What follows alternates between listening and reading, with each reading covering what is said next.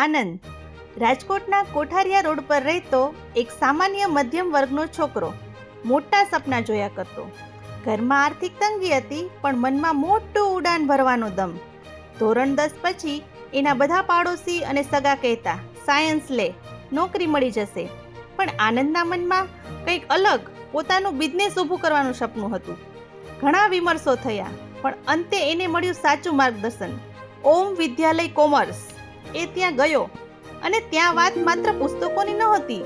ત્યાં entrepreneurship workshops, real life examples અને communication skills પર કામ થતું.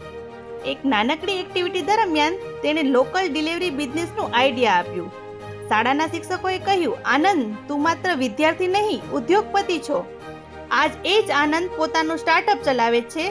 દરરોજ 50થી વધુ ઓર્ડર અને 3 યુવાનોને રોજગાર આપે છે અને ગર્વથી કહે છે, જ્યાં ઈચ્છા છે ત્યાં રસ્તો છે, અને એ રસ્તો ઓમ વિદ્યાલય કોમર્સમાંથી જાય છે.